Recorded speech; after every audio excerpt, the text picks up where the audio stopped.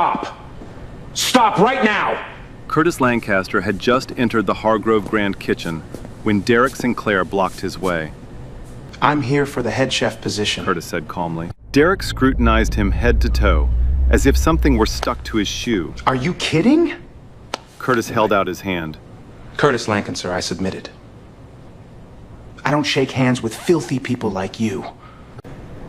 Derek snatched the resume and threw it into a basin of dirty water. Customers would be disgusted knowing you touched their food. He tossed Curtis a dirty apron. Wash dishes. Go! Curtis watched 15 years of training sink into murky water. Picked up the apron, without a word, walked away.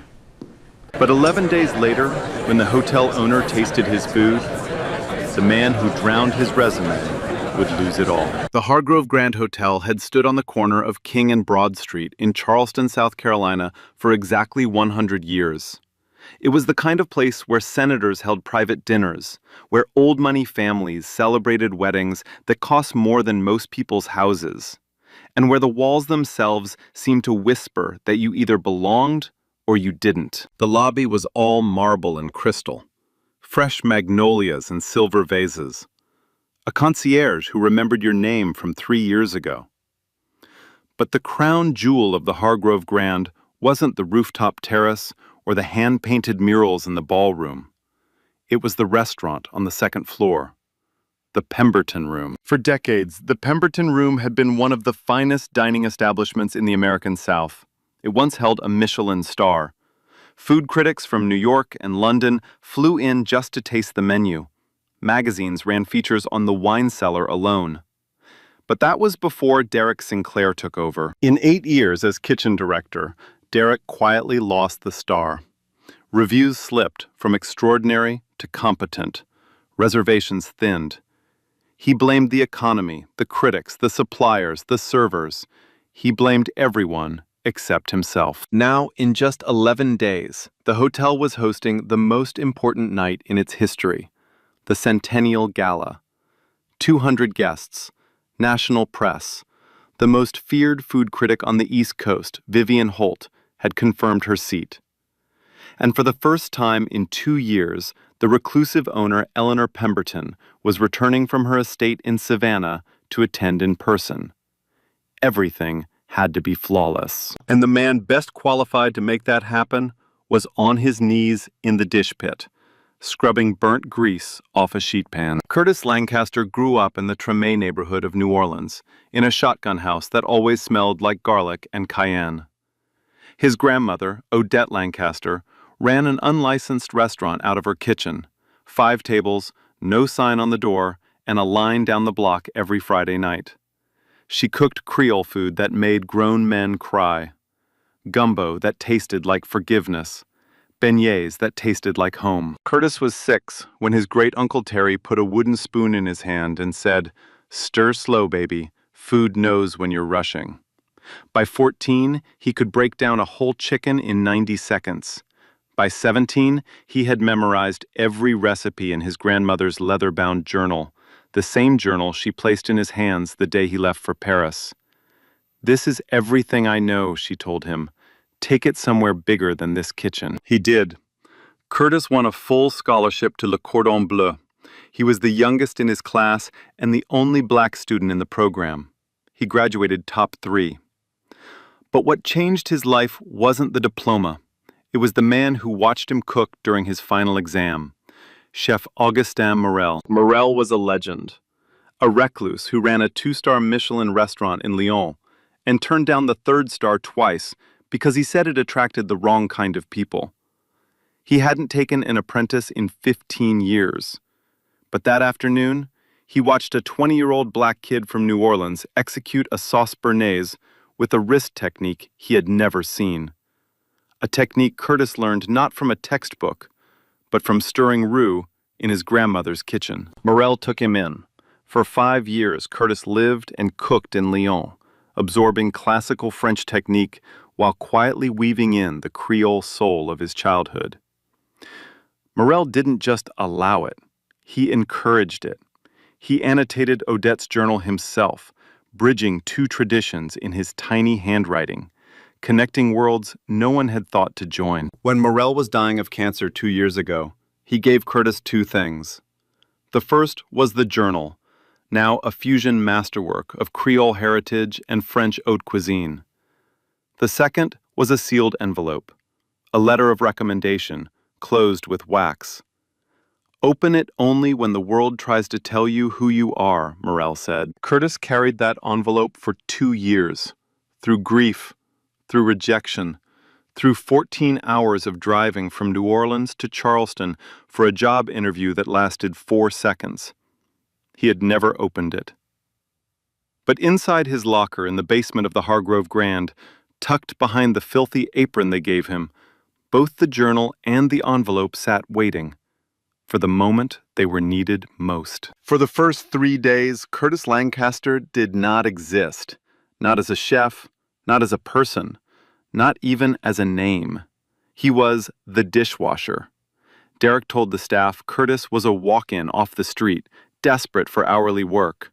No training, no credentials, just hands to scrub pots. And so, Curtis scrubbed. Sheet pans caked with burnt fond, stock pots crusted with dried sauce, hotel pans so black with grease they had never been properly cleaned. The water was scalding, his knuckles cracked by the end of the first shift, his palms peeled raw by the second. Steam rose from the basin and clung to his face like a second skin. These were the same hands that once plated a 7-course tasting menu at a 2-star Michelin restaurant in Lyon. The same fingers Chef Augustin Morel called the most intuitive he had ever seen.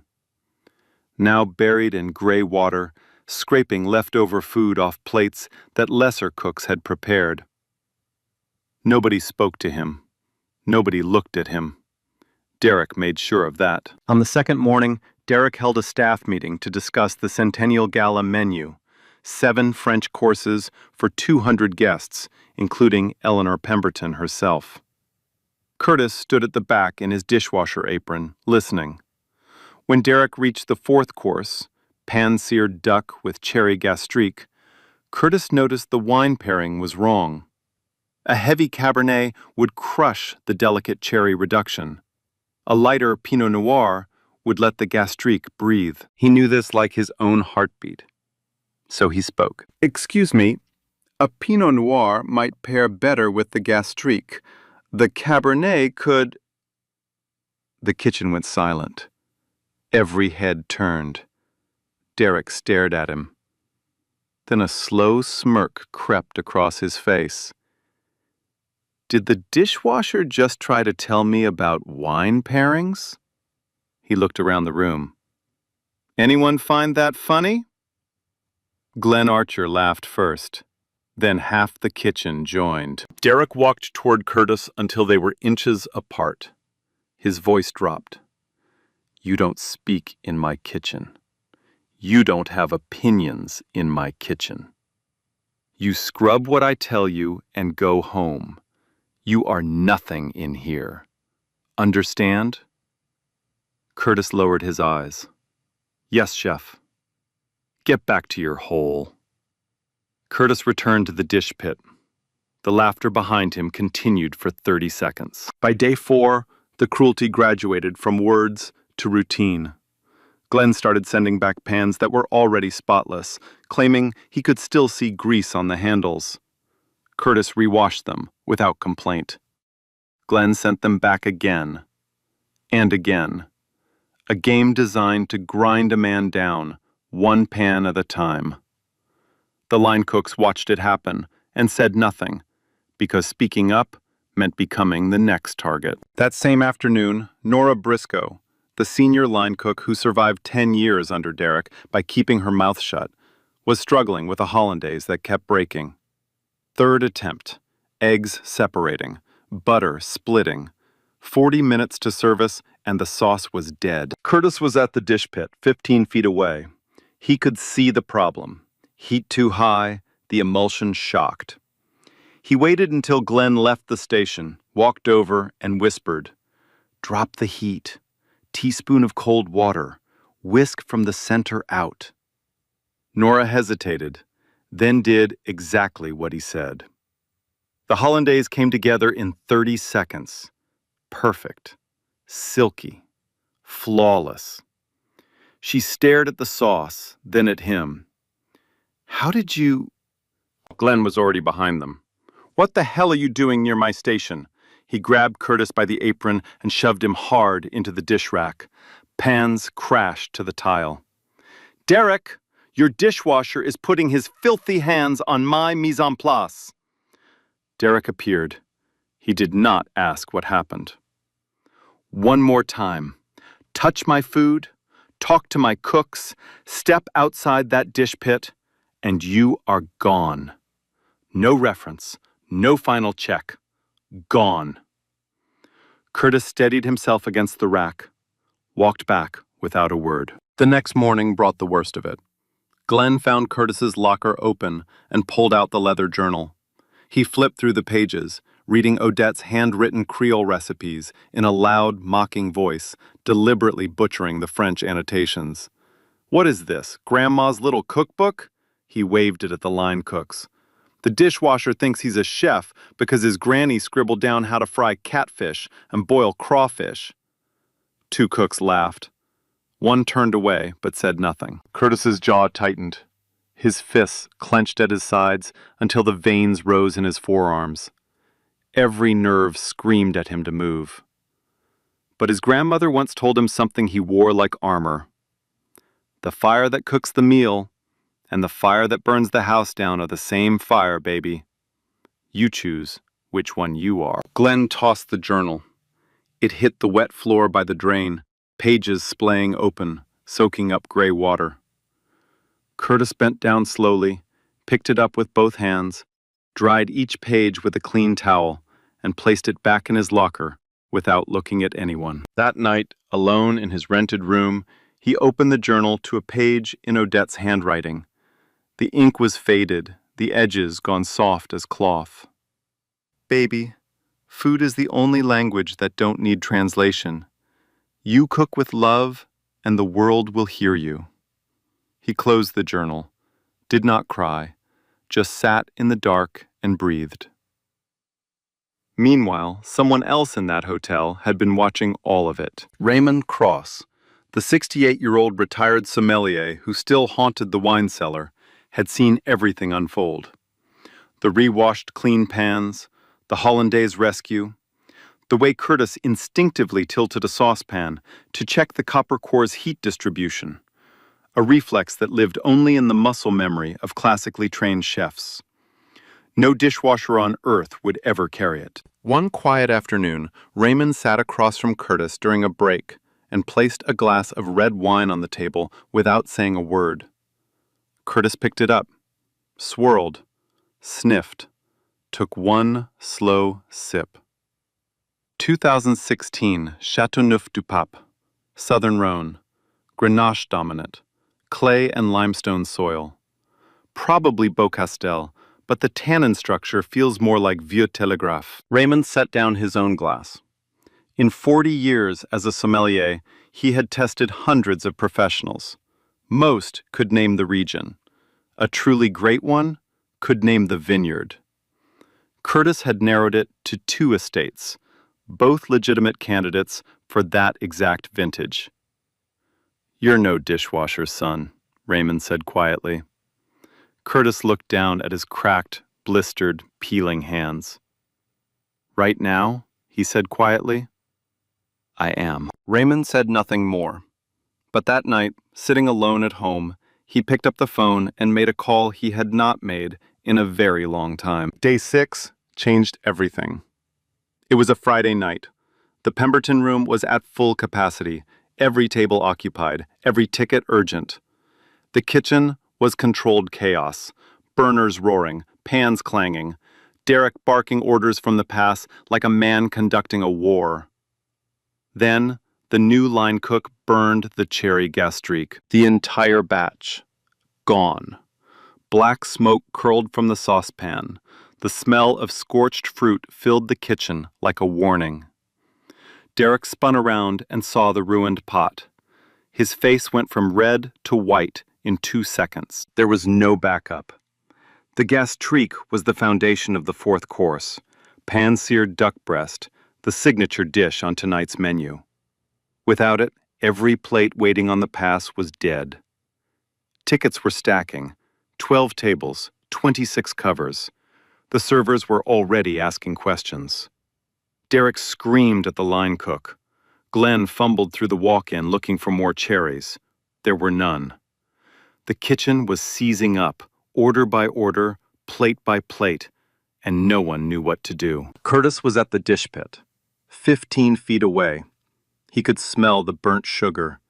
He could hear the panic. His hands were still, his eyes were not. Every instinct in his body said move, but Derek's voice echoed in his skull. Touch my food, and you're gone. Then a server pushed through the kitchen doors carrying a plate, a return dish. The guest, a Charleston City Councilwoman and longtime regular, had sent it back with 3 words: flavorless and overcooked. Derek's jaw locked. Glenn froze. The line cook stared at the plate like it was a verdict. Curtis dried his hands on his apron, walked to the nearest prep station, took a clean saucepan, and in front of everyone, without asking permission, without saying a word, he began to cook. 90 seconds. That was all it took. He pulled fresh cherries from the garnish station, deglazed the pan with red wine, not the cooking wine on Derek's station, but a better bottle he spotted on the speed rack. He reduced it fast over high heat, adjusting by instinct. A touch of black pepper, a splash of aged sherry vinegar. Then, at the very end, a whisper of allspice, ground fine, barely a quarter teaspoon. Allspice, his grandmother's secret. The ingredient that turned every Creole sauce Odette Lancaster ever made into something people remembered for years. He set the saucepan on the pass, stepped back, returned to the dish pit. No announcement, no explanation. Just the sauce, sitting there, gleaming dark red under the heat lamps. Nora reached it first. She dipped a spoon and tasted. Her eyes closed. She tasted it again. Then she plated 2 portions without a word and sent them to the dining room. 4 minutes later, the server came back. Not with a complaint, with a message. Table 12 says it's the best sauce they've had in this restaurant. The councilwoman wants to meet the chef. Derek straightened his collar, smoothed his hair, walked out to table 12 with the smile of a man accepting credit for something he did not create. Curtis watched from the dish pit, said nothing. But Nora had seen everything. She stood at her station, gripping the edge of the counter, staring at the saucepan Curtis had used. The residue inside told a story. The layering technique, the deglaze pattern, the timing. This was not the work of a dishwasher. This was not even the work of a competent cook. This was the work of someone operating at a level she had never personally witnessed. And across the dining room, Raymond Cross had seen it too. He had watched Curtis walk to the stove and back, watched the 90-second performance from a corner table where he sat cataloging wine inventory. He caught Nora's eye through the kitchen window. She held his gaze for a long moment. No words were needed between them. That night, after service, Nora sat in her car in the parking lot and searched Curtis Lancaster Chef on her phone.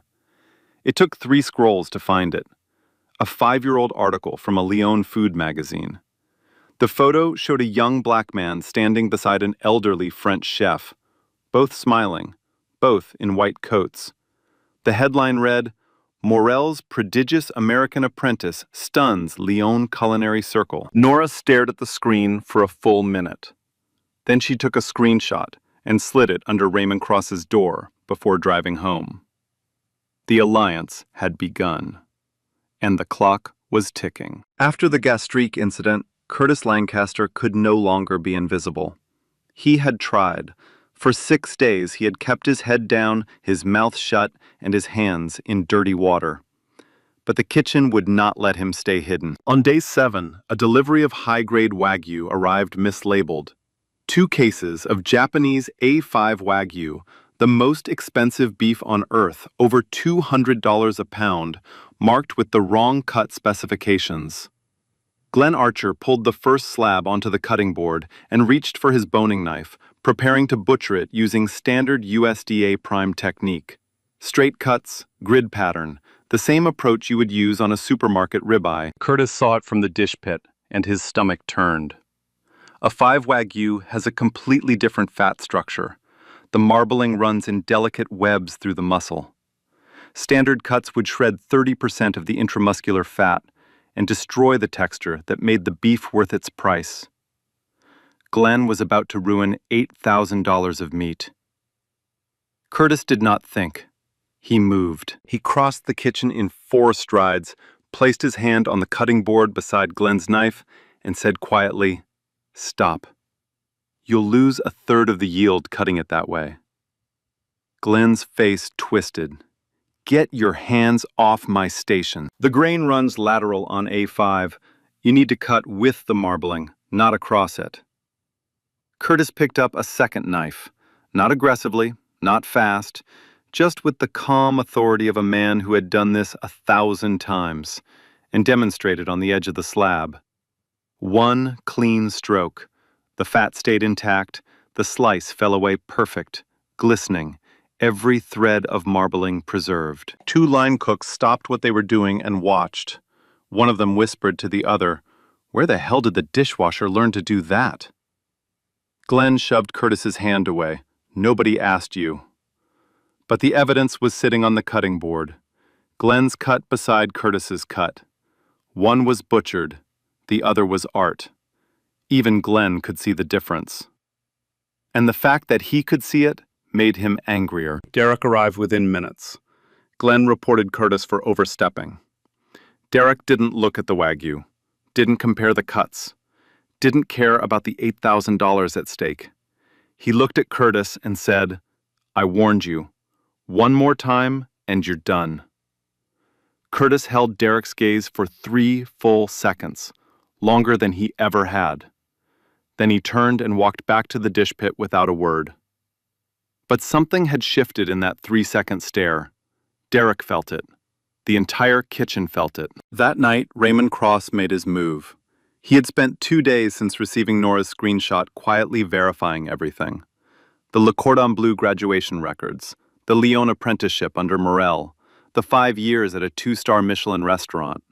Everything on Curtis's resume, the one Derek had drowned in dirty water, was real. Raymond visited Eleanor Pemberton's personal assistant at the hotel's front office. He requested a small addition to the Centennial Gala wine list, a specific Burgundy, a Gevrey Chambertin that paired beautifully with Creole-influenced French cuisine. The assistant asked why such an unusual selection. Raymond smiled and said only, "Mrs. Pemberton will understand when the time comes." Then he did something far more important. He placed Curtis's Le Cordon Bleu certificate, a printed copy of the Lyon magazine article, and a handwritten note inside a sealed envelope. The note read, "There is a man in your building who trained under Augustin Morel. For 10 days, he has been washing your dishes." He addressed the envelope to Eleanor Pemberton and left it at the front desk, with instructions to deliver it the morning of the gala, not before. The timing had to be exact. On day 9, Derek struck back. He could feel the kitchen shifting beneath him. Small things he couldn't prove, but sensed, like a change in air pressure. The line cooks were glancing toward the dish pit more often. Nora was plating with more confidence, using techniques he had never taught her. Something was happening in his kitchen that he did not control. And for a man like Derek Sinclair, loss of control was the same as death. His response was surgical. He reassigned Curtis from the dish pit to outdoor garbage detail for the entire gala preparation week. No more kitchen access. No more proximity to food or cooks. Curtis would spend his remaining days hauling trash bags from the loading dock to the dumpsters in the back alley. It was not a lateral move. It was an exile. When Curtis received the reassignment, he stood still for a long moment. For the first time since arriving at the Hargrove Grand, something flashed across his face that was not patience. It was anger, raw and real and barely contained. His hand moved to his locker where the leather journal sat waiting. He gripped the metal door until his knuckles whitened. Then he breathed, closed the locker, picked up the garbage cart, and walked out the back door into the alley without a word. Nora watched him go. That night, she did something she had never done in 10 years at the hotel. She went to Derek's office after hours and spoke her mind. "The gala menu needs more depth," she said carefully. "Maybe we should consider other talent in the building, someone with fresh perspective." Derek leaned back in his chair. His eyes were flat and cold. "If you want to join him hauling trash, keep talking." Nora left the office, but she did not stop. She found Raymond in the wine cellar and told him what happened. Raymond listened. Then he showed her the envelope he had prepared for Eleanor Pemberton. 2 more days, Raymond said. That's all we need. 2 days. The Centennial Gala was in just 2 days. And that same evening, the final piece of pressure arrived. An email confirmation from Vivian Holt's office.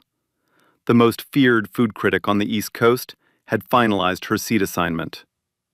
Table 1, directly in front of the kitchen pass. Her review could make or break a restaurant in a single paragraph. She had destroyed careers with a sentence. She had also launched them. Derek read the email 3 times. His hands trembled on the keyboard. He ordered double prep, triple quality checks. He called a staff meeting and screamed for 45 minutes about standards and precision and legacy. But the man most capable of delivering on those words was outside in the alley, dragging trash bags through the cold November rain. And he had no idea that 2 people inside that building were quietly fighting to bring him back. Day 10, the eve of the gala, and the kitchen of the Hargrove Grand was falling apart. It started at 4 in the afternoon. The head line cook doubled over at his station, clutching his stomach. Within 20 minutes, he was vomiting in the staff bathroom. Within the hour, 2 more cooks went down. Same symptoms, same violence. Food poisoning. Severe. The source was traced quickly. Contaminated oysters.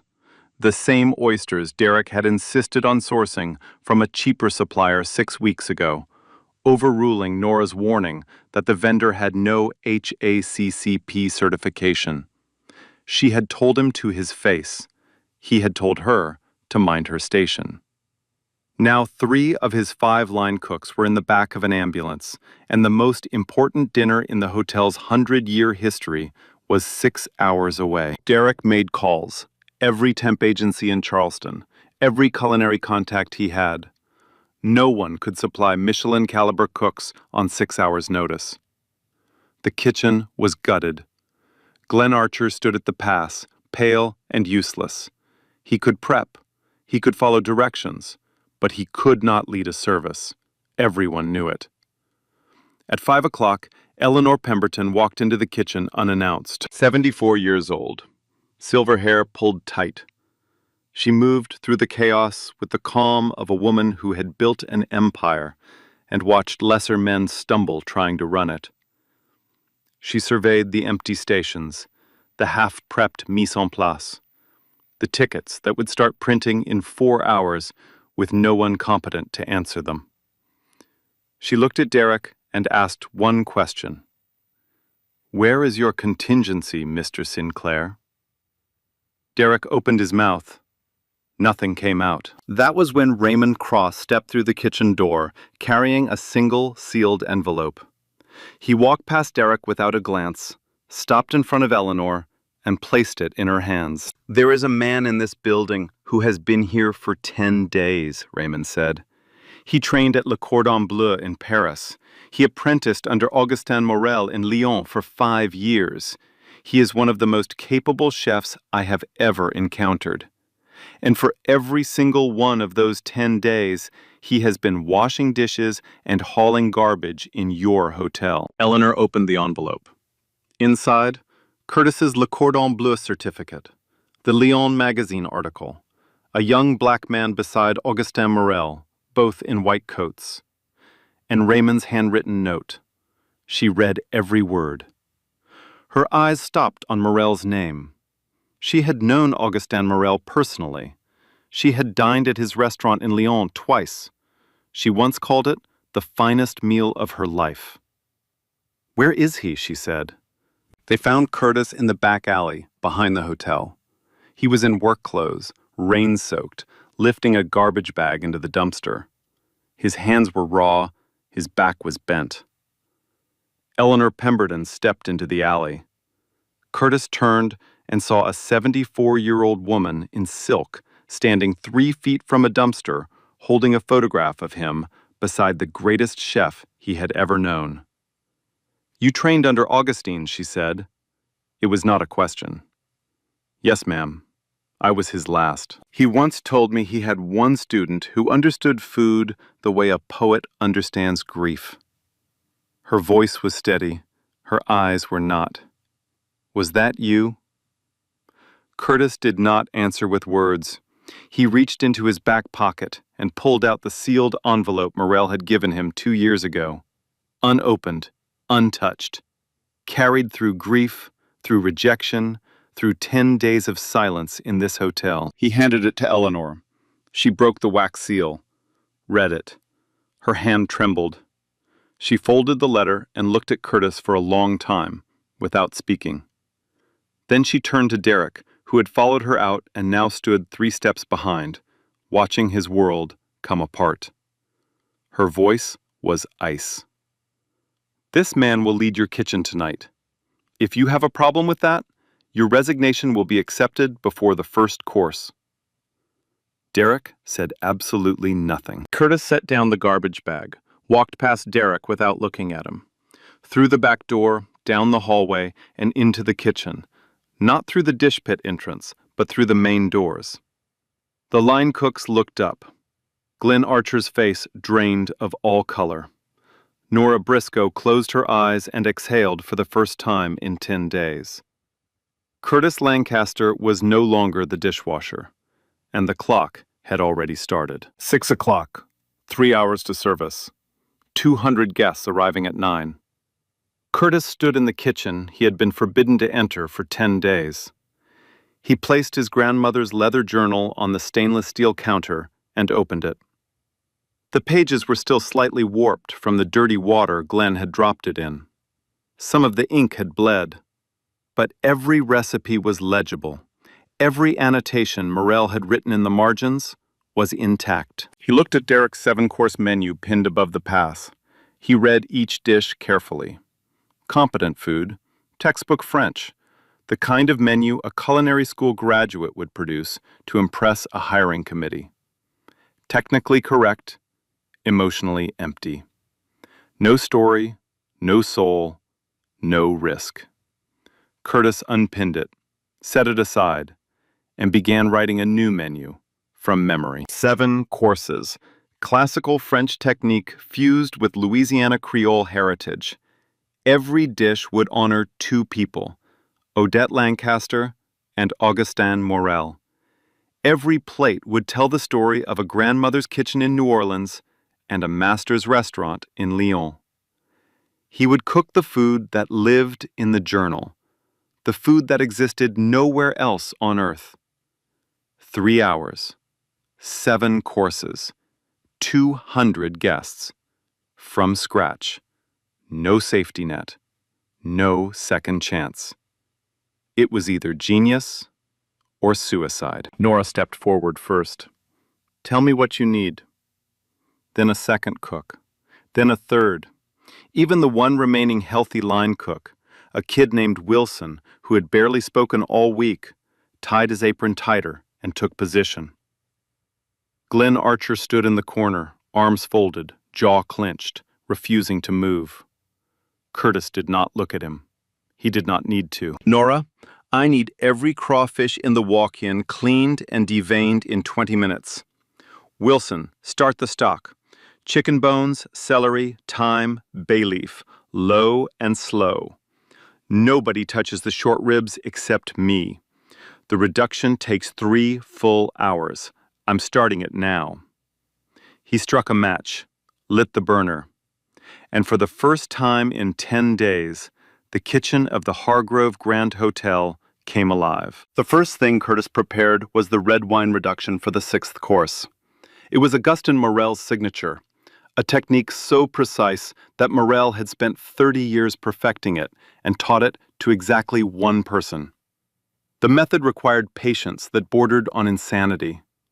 The wine had to be reduced at a temperature so low that a single degree higher would break the emulsion. It had to be folded, not stirred, folded, every 4 minutes for 3 consecutive hours. No shortcuts, no timers, only instinct. Curtis set the saucepan on the lowest flame and began. While the reduction whispered on the back burner, he built the rest of the menu with a speed and precision that silenced everyone in the room. Course 1. Amuse-bouche. A single spoonful of smoked oyster velouté with micro herbs and a drop of Tabasco oil. He made the velouté by hand, tasting twice, adjusting salt by fractions of a gram. The smoke came from a technique Odette used, charring pecan shells and letting the vapor infuse into cream. Course 2. Seared Louisiana crawfish tail on celery root puree with brown butter and chive blossoms. He taught Nora his grandmother's method for cleaning crawfish. 30 seconds per tail. Pinch, twist, pull. She had been taking 2 minutes each. By her 10th tail, she had it down to 40 seconds. By her 20th, she was smiling. Course 3. She crab bisque, Charleston's signature, but Curtis added his own layer. Smoked paprika cream floated on top with a single fried sage leaf. French precision underneath, Southern soul on the surface. Course 4. Pan-roasted Gulf redfish with sauce meuniere, compressed cucumber, and preserved lemon. Curtis filleted 6 fish in 4 minutes. His knife moved so fast that Wilson stopped prepping and simply watched. The cuts were surgical, identical. Each fillet weighed within 2 grams of the others. Course 5. Creole blood orange sorbet with a whisper of cayenne. Sweet first, then a slow burn at the back of the throat. Curtis designed it as a reset, a palate cleanser that was also a warning. Something bigger was coming. Course 6. The centerpiece. Slow braised short rib with Morel's red wine reduction, truffle grits, and roasted root vegetables. The grits were Odette's recipe. Stone ground, cooked for 2 hours with cream and a pinch of white truffle oil, a combination Morel had annotated in the journal with a single word: parfait. The short ribs had been braising since the moment Curtis entered the kitchen. The reduction was still folding on the back burner, darkening with each pass, building complexity with every minute. Course 7. Dessert. Beignets. Not architectural, not deconstructed, not reimagined. Just beignets. Golden, simple, dusted with powdered sugar, served with café au lait crème anglaise, his grandmother's exact recipe. The final page of the journal. By 8:45, every component was prepped, every station set, every plate template laid out. Curtis stood at the pass and looked at his team. Nora at the fish station, Wilson on vegetables, the third cook on plating. Glenn Archer still in the corner, arms still crossed, but he had quietly set up the dessert station 20 minutes ago when no one was watching. Curtis noticed. He did not say a word, but something in his chest shifted. 9 o'clock, the gala began. 200 guests filled the Pemberton room, crystal and candlelight. Eleanor Pemberton at the head table with Vivian Holt, the food critic whose pen could end a career or launch one. The first course went out. Polite nods, a few raised eyebrows, Spoons scraped bowls clean. The second course. Forks slowed. Guests looked at each other across tables. Something was different tonight. The third course. The first audible reaction. A woman near the window closed her eyes after the first spoonful and whispered, "Oh my God." The fourth course. Vivian Holt stopped writing notes. She set her pen down on the table. She simply ate. Slowly. Deliberately. As if listening to the food. The fifth course. The sorbet. Laughter rippled through the room as the cayenne kicked in. Unexpected, playful, brilliant. Guests laughed and pointed at each other's surprised faces. For a moment, 200 strangers became friends. The sixth course. The short rib arrived on a bed of truffle grits, with the red wine reduction pooled beside it like liquid velvet. Eleanor Pemberton cut a small piece. She placed it in her mouth, chewed once, twice, slowly. And then she stopped. She set down her fork very slowly. Her eyes closed. Her hand came to rest flat on the table. She recognized it. The slow fold reduction. The way the wine merged with the bone marrow at a molecular level. The depth that came from 3 hours of patient, meditative folding. It was Morel's method. She had tasted it twice before, in Lyon, from the hands of the master himself. But this was different. Layered beneath the French technique was something Morel never had. The warmth of allspice, the depth of Creole spice, the ghost of a grandmother's kitchen in New Orleans. It was not French, it was not Creole, it was both. It was new. It was Curtis. Eleanor leaned toward Vivian Holt and said quietly, "This is the finest bite of food I have had in 30 years." Vivian Holt did not respond. Her pen lay untouched on the tablecloth. She was already on her second piece, and her eyes had not left the plate. The seventh course, the beignets arrived. Simple, warm, powdered sugar drifting like snow. One woman at table 9, a guest from Louisiana who had not tasted beignets like these since her own grandmother passed, set down her fork, pressed her napkin to her eyes, and quietly cried. Then someone at table 3 began to clap. Table 5 joined. Then the entire room. 200 people rose to their feet, applause rolling through the Pemberton room like a wave that would not stop breaking. In the kitchen, Curtis heard it through the pass-through window. Nora was beside him, tears running down her face. Wilson was grinning so wide it looked painful. Even Glenn Archer, standing at the dessert station he had secretly prepared, was looking at the floor with something that might have been shame. Curtis pressed the leather journal to his chest, closed his eyes, and whispered 2 words that no one else could hear. "We did it, Grandma." Outside the kitchen, in the darkened hallway, Derek Sinclair stood alone. He had not entered the kitchen since Curtis took command. His face was gray. His hands hung empty at his sides. He stared through the window at the standing ovation and understood, with total, irreversible clarity, that his career at the Hargrove Grand was over. Not because anyone had fired him, not because Eleanor had said a word, but because every person in that room was applauding a man he had sent to wash dishes, and not one of them even knew his name. After the last plate was cleared and the applause had finally faded into the hum of satisfied conversation, Eleanor Pemberton walked into the kitchen. The staff parted without being asked. She moved through them the way she had moved through every room in her life, with the certainty of a woman who did not need permission to be anywhere. She stopped in front of Curtis. He was wiping down his station. The same instinct his grandmother had drilled into him since he was 6 years old.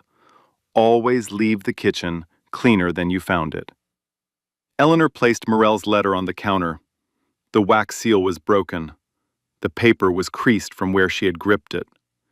She smoothed it flat and read the key passage aloud, loud enough for every person in the kitchen to hear. If this man ever stands before you asking for a chance, know that I have given my life to food, and he is the only one I trust to carry it forward. She paused. Signed, Augustin Morel. No one moved. No one breathed. Eleanor looked at Curtis. I am offering you the position of executive chef of the Pemberton Room. Full creative control. A seat at the hotel's leadership table. Not the head chef position you applied for. The one above it. Curtis held her gaze. Then he said, I accept. On one condition. He looked at Nora. I choose my own team. Eleanor nodded once. Done. That evening, Derek Sinclair was called into Eleanor's office on the 4th floor. The meeting lasted less than 3 minutes. Eleanor did not raise her voice. She did not lecture. She did not list his failures. She said only one thing. You buried the most talented chef I have encountered since Augustin Morel in a dish pit. I need you to understand that before you leave this building. Derek was terminated, effective immediately. Glenn Archer was reassigned to a satellite property 60 miles outside Charleston. There was no shouting, no tantrum, no dramatic exit. Derek picked up a cardboard box from the front desk, packed his knives, and walked out through the lobby. The concierge held the door open for him, without a word. It was the longest walk of his life. 3 months later, the Pemberton Room was unrecognizable. Not the walls or the chandeliers, those remained as they had been for 100 years. What changed was the food, and with it, everything. Curtis redesigned the menu from the ground up. Every dish was a conversation between classical French technique and Louisiana Creole soul. Appetizers whispered Lyon. Mains sang New Orleans. Desserts spoke both languages at once. It was cuisine that never existed before Curtis created it, and once people tasted it, they could not forget. The restaurant was fully booked every night, 6-week waiting list. Guests flew in from New York, Chicago, Los Angeles. A couple from Paris made the trip because they heard a rumor. Someone in Charleston was cooking food that recalled Augustin Morel, layered with something Morel never had. They were not disappointed. They both wept over dessert. Vivian Holt's review, published 5 weeks after the gala. 2 full pages, the most she had ever given a single meal. She called the tasting menu the most emotionally intelligent meal I have ever consumed. The short rib contained more truth than most chefs produce in a lifetime. The beignets were so simple and so devastating that I forgot I was working. The review went viral. Curtis's name trended for 3 days. Food journalists descended on Charleston. Curtis declined most of them. He had never wanted his face on a screen. He wanted what he had always wanted: a kitchen, a team, and the freedom to cook. Then the quiet detail that mattered most. 2 months after the gala, Michelin inspectors were spotted at the Pemberton Room. Tuesday, unannounced, full tasting menu, 3 hours. The star Derek had lost was coming home. Nora Briscoe became sous chef, Curtis's first hire. She ran the kitchen with confidence now, free of the fear that defined her decade under Derek. The hollandaise technique Curtis whispered to her on day 4 became the standard method taught to every new cook who walked through the door. Raymond Cross returned as head sommelier at Curtis's personal request. He rebuilt the wine program to honor both French and Creole roots.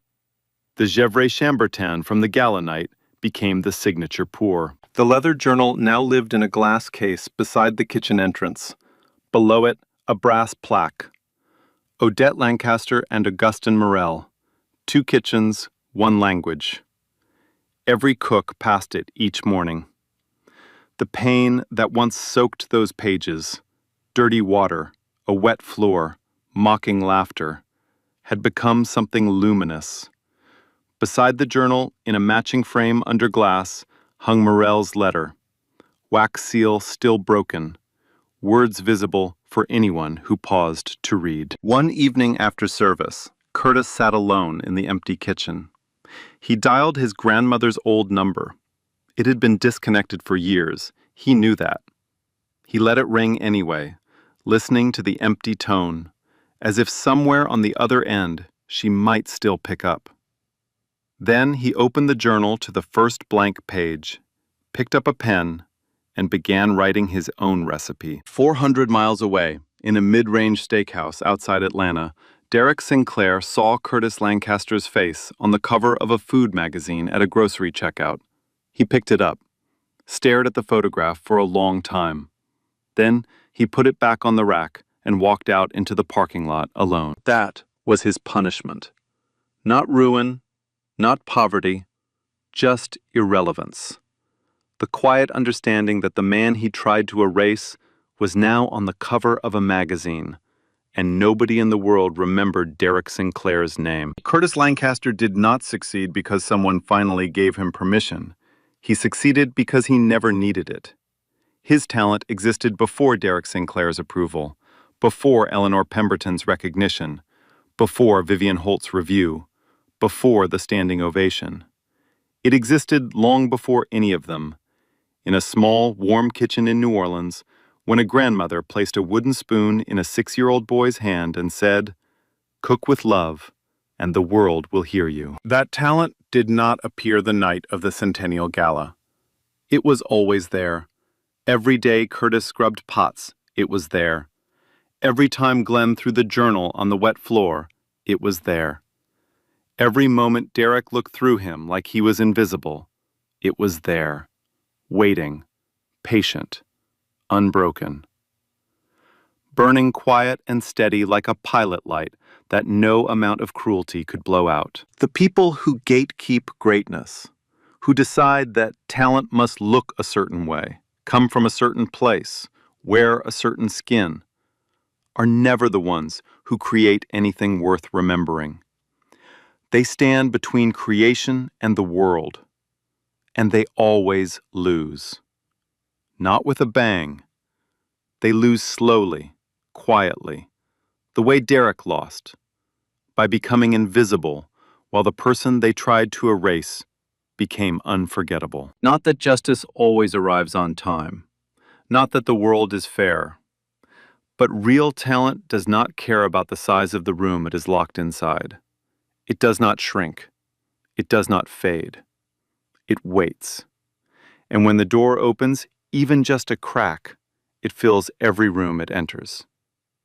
The people who tried to keep that door shut are left standing in the hallway alone, wondering how they missed what was right in front of them. Talent does not knock twice. It walks in once. If you are too blind to see it, someone else surely will. If this story moved you, if it reminded you of a time someone saw only what they wanted to see, drop a comment and tell me your story. The moment someone underestimated you. What happened next? And if you believe that stories like this deserve to be heard, hit subscribe and share this with someone who needs it today. Hashtag talent has no color. Hashtag Curtis Lancaster. Hashtag the Hargrove Grand. Hashtag never underestimate. Here's what I want to carry with you. What someone teaches you will love. That's yours forever. Nobody can take it. They can take your job, they can take your title, they can put you in a room you don't belong in and pretend you're nothing.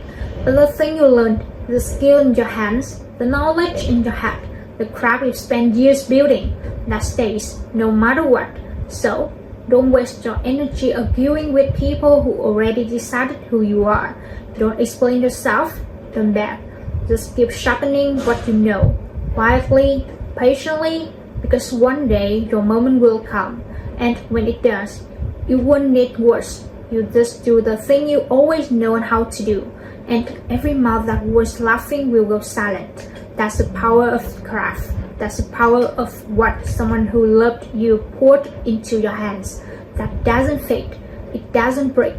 the ways until the world is ready to say it. Like, share, and subscribe.